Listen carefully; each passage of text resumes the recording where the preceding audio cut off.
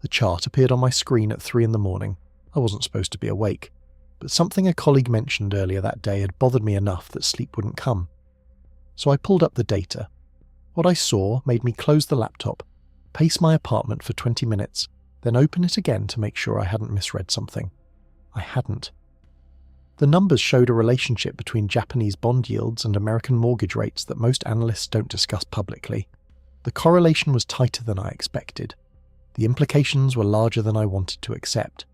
That night began months of research into something most people have never heard of, but that affects their financial lives profoundly. A slow-motion crisis building in a country most Americans couldn't find on a map. A debt situation so extreme it seems impossible until you examine how it has persisted. And a mechanism by which that distant crisis could arrive at your doorstep through interest rates, housing costs, and retirement account values. Japan's debt situation isn't just Japan's problem. The architecture of global finance has connected what happens in Tokyo to what happens in your mortgage payment, your stock portfolio, and your government's ability to fund itself.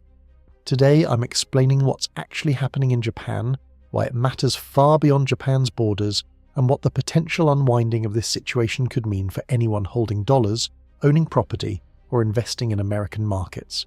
This isn't speculation about distant possibilities. This is analysis of conditions that exist right now and trajectories that are already in motion. The story begins with understanding why Japan's debt level is unlike anything else in the developed world. Japan's government debt has reached proportions that make other heavily indebted nations look fiscally responsible by comparison. The debt-to-GDP ratio exceeds 250%. For context, the United States, which Americans rightly consider heavily indebted, runs around 120%. Japan owes more than 2.5 times its entire annual economic output. The scale is difficult to comprehend. If Japan's government stopped all spending and dedicated every yen of economic production to debt repayment, it would take over 2.5 years to clear the balance. That scenario is obviously impossible, which raises questions about how this debt can ever be resolved. Comparison with other nations reveals Japan as an extreme outlier.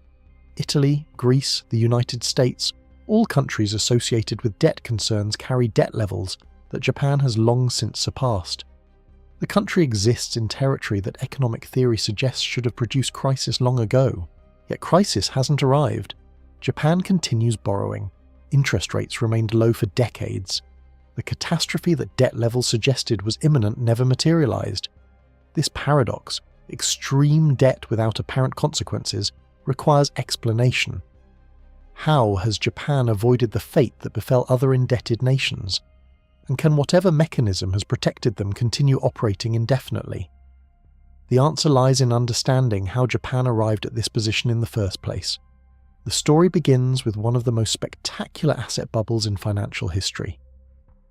In the late 1980s, Japan experienced economic euphoria that now seems almost fictional in its excess. Real estate prices reached levels where the land beneath the Imperial Palace in Tokyo was theoretically worth more than all the real estate in California combined. Stock prices reached valuations disconnected from any reasonable assessment of corporate value. Then the bubble collapsed. Beginning in 1990, Japanese asset prices began a decline that would continue for over a decade. Real estate fell by 60% or more in many areas. The stock market lost over 80% of its value from peak to trough. This collapse fundamentally changed Japanese economic behavior in ways that persist 35 years later. Companies that had borrowed against inflated asset values found themselves with debts they couldn't service and assets worth far less than expected. Rather than investing and expanding, Japanese corporations spent decades paying down debt and hoarding cash. The animal spirits that drive capitalist economies went into hibernation. Consumers experienced similar psychological transformation. The generation that watched their wealth evaporate developed spending patterns that prioritized saving over consumption. Uncertainty about the future created caution that became cultural norm. This behavioral shift produced something economists rarely observe in developed nations: deflation. Prices in Japan began falling rather than rising. This seems like it should benefit consumers. Lower prices mean purchasing power increases, but deflation creates its own trap. When consumers expect prices to fall further tomorrow, they delay purchases today. Why buy now what will be cheaper later? This delayed spending reduces business revenue. Reduced revenue leads to lower wages or unemployment. Lower wages lead to less spending. The cycle reinforces itself. Deflation psychology created economic paralysis that resisted normal policy interventions. When people expect prices to decline, even low interest rates don't stimulate borrowing and spending. Why borrow to buy something that will be worth less by the time you've paid off the loan? Japan fell into a trap that traditional economics struggled to address. The response to this trap set the stage for everything happening now. When conventional monetary policy failed to stimulate the economy, Japanese authorities turned to unconventional approaches. The central bank, called the Bank of Japan, began directly purchasing government bonds in quantities that previous monetary theory would have considered dangerous. This intervention eventually reached extraordinary scale. The Bank of Japan became the dominant holder of Japanese government debt. The central bank owned over 50% of all outstanding government bonds. The market for Japanese debt became less a market than a managed system, where the price was effectively set by institutional decision rather than supply and demand. This intervention served crucial purposes. By purchasing government bonds, the Bank of Japan kept interest rates artificially low. Low interest rates reduced the government's borrowing costs, making the enormous debt burden serviceable. Low rates also theoretically should stimulate borrowing and spending in the broader economy. The suppression of borrowing costs through these purchases created conditions where Japan could continue accumulating debt without facing the consequences other nations would face. Higher debt would normally mean higher interest rates as lenders demand compensation for risk. Japan circumvented this relationship through central bank intervention. Market distortion became the price of stability. The Japanese government bond market stopped functioning as markets normally function. Prices didn't reflect supply, demand, and risk assessment.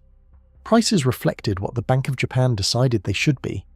This system, while distorting, provided decades of stability. Japan avoided sovereign debt crisis despite debt levels that would have destroyed other nations. The question always lurking beneath the surface was whether this system could persist indefinitely, or whether some limit existed that would eventually force change. That limit may now be approaching. After decades of deflation, inflation has returned to Japan. Global supply chain disruptions, energy price increases, and currency movements have pushed Japanese prices higher for the first time in a generation. This inflation, while modest by standards elsewhere, creates policy dilemma that didn't exist during the deflationary era. Central banks traditionally fight inflation by raising interest rates. Higher rates reduce borrowing, slow spending, and cool overheating economies. This is textbook monetary policy. But Japan cannot easily raise interest rates because of the debt structure that decades of low rates created. If Japanese interest rates rise significantly, the cost of servicing government debt explodes. Debt accumulated when rates were near zero becomes crushing when rates normalize. The budget impact of higher rates on Japanese debt would consume fiscal capacity that currently funds government services. The policy dilemma is stark. Fight inflation through higher rates and potentially trigger fiscal crisis. Accept inflation to preserve debt sustainability and watch currency value and living standards erode. There is no painless solution. Every path forward involves costs that the decades of unconventional policy postponed but didn't eliminate. Recent developments suggest the pressure is intensifying. The Bank of Japan has begun allowing interest rates to rise, however gradually. The yield curve control policy that capped rates has been adjusted repeatedly to permit higher yields. Each adjustment represents acknowledgement that the previous regime cannot be maintained indefinitely. Bond yields that were suppressed near zero for years have risen to levels not seen in over a decade. This might seem like small movement by international standards. In the context of Japan's debt structure, even modest rate increases have significant implications. The shift from suppressed yields toward market-determined rates creates stress that propagates through the financial system. Government borrowing costs rise. Corporate borrowing costs rise. The entire interest rate structure that economic decisions were premised upon begins changing. This is where the story stops being about Japan specifically and becomes about you. A mechanism exists by which Japan's interest rate changes transmit directly into global financial conditions. Understanding this mechanism explains why events in Tokyo could affect mortgage rates in Texas. The mechanism is called the carry trade. For decades, investors worldwide have exploited the interest rate differential between Japan and higher-yielding countries. The strategy is straightforward. Borrow money in Japan where interest rates are nearly zero. Convert that money into another currency. Invest in assets that pay higher yields. Pocket the difference. This strategy works brilliantly when Japanese rates stay low and the yen remains stable or weakens. The borrowed funds cost almost nothing. The investments generate returns. The spread between cost and return represents profit. The carry trade grew enormous over the decades of Japanese rate suppression. Estimates of total carry trade positions vary, but the amounts involved reach into trillions of dollars. Japanese capital, borrowed cheaply, has flowed into assets around the world seeking higher returns. American Treasury bonds have been significant recipients of this flow. Japanese investors, including institutions managing enormous pools of capital, have purchased American government debt because it pays more than Japanese debt. This demand has helped keep American interest rates lower than they would otherwise be. Japanese investors are among the largest foreign holders of American Treasury securities. Their participation in American debt markets isn't trivial, it's structural. American borrowing costs have been influenced by Japanese money-seeking yield. This creates the connection that should concern anyone paying American mortgage rates or watching American government finances. If Japanese rates rise enough, the carry trade stops working. The cost of borrowing in Japan increases. The spread between Japanese borrowing costs and American yields narrows. The profit from the trade diminishes. When the trade stops working, positions get unwound. Investors who borrowed in yen to buy American assets must reverse those trades. They sell American assets to repay Japanese loans. This selling pressure affects American markets directly. More sellers of treasury bonds means lower bond prices. Lower bond prices mean higher yields. Higher yields mean higher interest rates throughout the American economy. The risk of rapid reversal in global capital flows from carry trade unwinding, represents a transmission mechanism that could move Japanese stress into American conditions quickly. We saw a preview of this dynamic last summer, when the Bank of Japan adjusted policy in ways the market didn't anticipate. Global markets experienced sharp volatility. The carry trade unwinding created selling pressure across asset classes. Stocks fell, bonds sold off, currencies moved violently.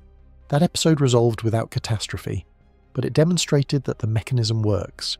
Japanese policy changes can trigger global market movements through the capital flow connections that decades of rate differentials created.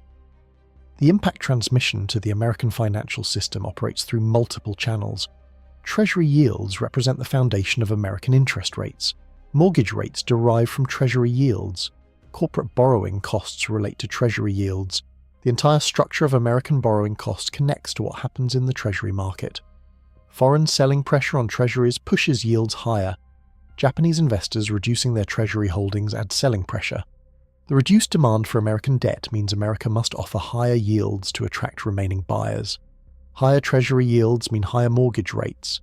Housing affordability, already stressed by post-pandemic price increases, would deteriorate further. The monthly payment on the same house increases as rates rise. Demand falls. Prices face pressure. Higher yields also affect stock valuations. The theoretical value of a stock equals its future earnings discounted to present value. Higher discount rates mean lower present values. The same earnings become worth less when interest rates rise. Stock prices adjust accordingly. Government budget pressure from rising debt servicing costs would intensify. America already spends enormous sums paying interest on national debt. Higher rates on that debt increase the interest expense. More budget goes to interest payments. Less remains for everything else. The interconnections mean that Japan's debt situation isn't distant abstraction. It's linked to your mortgage rate, your stock portfolio value, and your government's fiscal capacity. Understanding why this situation has become urgent requires examining structural factors that compound the immediate policy challenges. Japan faces demographic decline unlike almost any other advanced economy. The population is aging rapidly. Birth rates have remained below replacement level for decades. The working age population shrinks while the retired population grows. This demographic structure creates fiscal pressure from multiple directions. Fewer workers produce less economic output to tax. More retirees require more social security and healthcare spending. The ratio of dependents to workers worsens continuously. Economic potential diminishes as the population structure deteriorates. The long-term growth outlook for an economy depends substantially on how many workers it has and how productive they are. Japan's worker count is falling. Productivity gains cannot fully offset the decline. This demographic reality means Japan cannot grow its way out of debt. The debt to GDP ratio is the key metric. If GDP could grow faster than debt accumulates, the ratio would improve. But structural headwinds to GDP growth make this path unavailable. Japan must either reduce debt or accept permanent very high debt levels. Reducing debt means austerity that would be politically and socially difficult. Accepting permanent high debt means depending on financial structures that may not be sustainable. The demographic challenge isn't unique to Japan, but Japan is furthest along the trajectory. Other nations will face similar pressures eventually. What happens in Japan provides preview of challenges coming to other aging societies. Japan's situation also occurs against backdrop of global debt saturation that affects capital availability everywhere. Multiple advanced economies are issuing large amounts of debt simultaneously. The United States runs substantial deficits. European nations borrow heavily. The total supply of government debt from developed nations has grown enormously. This debt must find buyers. Investors must be willing to purchase the bonds these governments issue. The pool of potential buyers, while large, is not unlimited. When every major government wants to borrow more, competition for financing intensifies. Each government borrowing must offer terms attractive enough to draw capital from other options. The increased competition for limited capital puts upward pressure on interest rates globally. Japan's situation matters particularly because Japan has been a source of capital for other nations' borrowing. Japanese investors buying American and European debt have provided financing that those nations needed. If Japan needs to retain more capital domestically, less flows to other nations. The shift from Japan as capital exporter to Japan as capital retainer would change global financing dynamics significantly. The easy money that flowed from Japan to the world seeking yield might stop flowing, or even reverse. This is the broader context in which Japan's specific policy choices occur. The decisions aren't made in isolation. They're made within a global system where capital flows connect every major economy. The future remains genuinely uncertain, but analysis suggests three possible paths forward. The first path is gradual normalization with controlled adjustment. Under this scenario, the Bank of Japan continues slowly allowing rates to rise. Markets adjust incrementally. The carry trade unwinds gradually rather than violently. Global impacts occur but remain manageable. This path requires cooperation from factors outside Japan's control. Global inflation must remain contained. Currency markets must stay relatively stable. No external shocks can accelerate the adjustment process. The gradual approach works only if conditions permit gradual adjustment. The second path involves volatility triggered by rapid capital withdrawal. Under this scenario, some catalyst triggers faster carry trade unwinding than markets can absorb. The selling pressure creates a feedback loop. Falling prices trigger more selling. Liquidation spreads across asset classes and geographies. This path could be triggered by various events. A larger than expected policy shift, an external shock that changes risk perceptions, a hedge fund failure that forces liquidation. The specific trigger matters less than the dynamic once triggered. The volatility scenario creates potential for significant market declines across asset classes. The connections between Japanese flows and global markets mean that selling pressure would transmit internationally. Assets that seem unrelated to Japan would be affected through portfolio rebalancing and liquidity demands.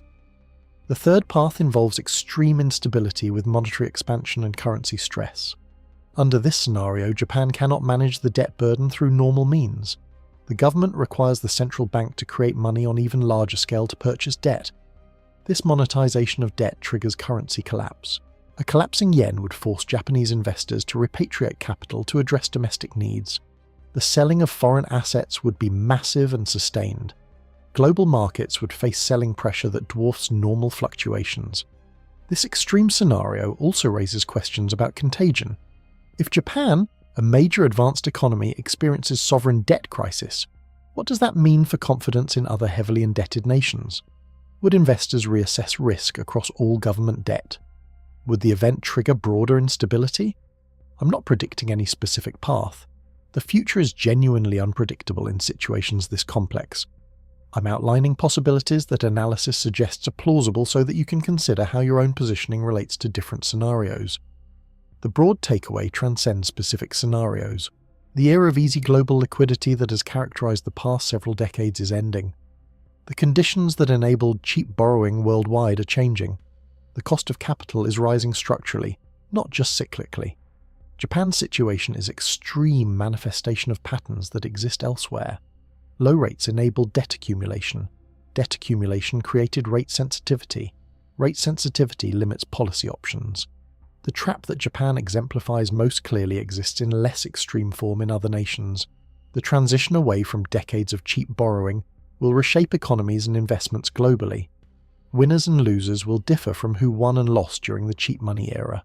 Strategies that worked when capital was free may not work when capital has cost. The global financial system is entering a more constrained phase, where the abundance of money that characterized recent decades becomes relative scarcity. This shift has implications for asset prices, for borrowing capacity, for economic growth, and for the stability of systems that assumed cheap capital would continue indefinitely. This is what the chart showed me at 3 a.m. months ago.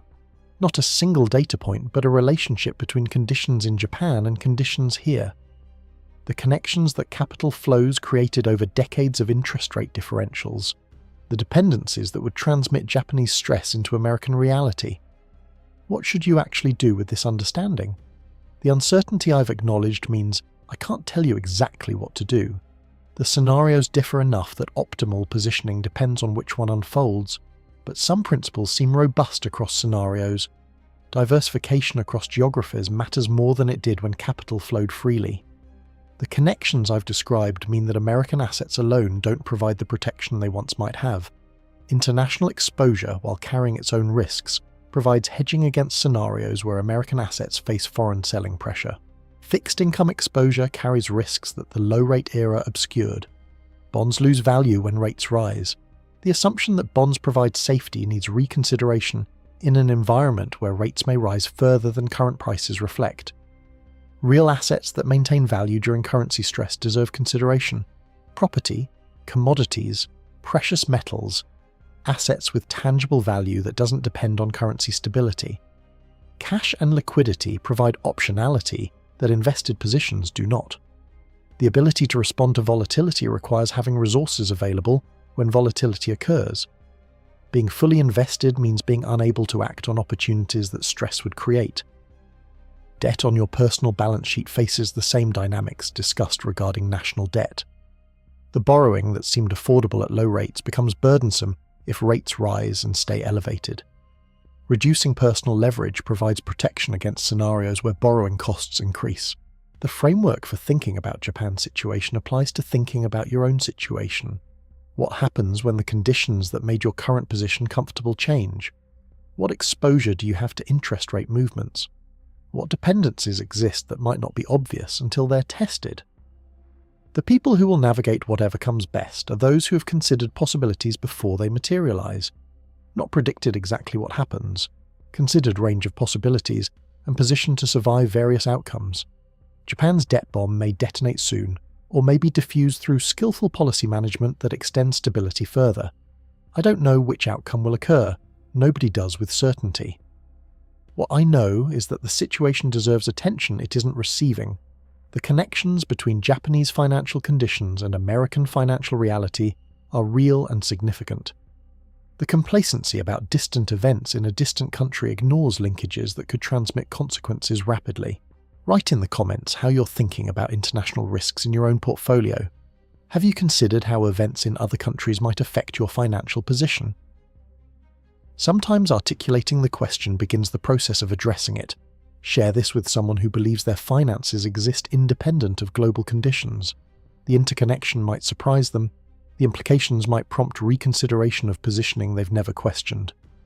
The chart that kept me awake months ago showed relationships I hadn't previously understood. Those relationships haven't changed. If anything, the dynamics have intensified as Japanese policy continues adjusting. The global dollar shock potential remains embedded in the structure. Whether it activates depends on factors still unfolding. Understanding that it exists is the beginning of preparing for what might come. The era of easy money is ending. Position yourself accordingly.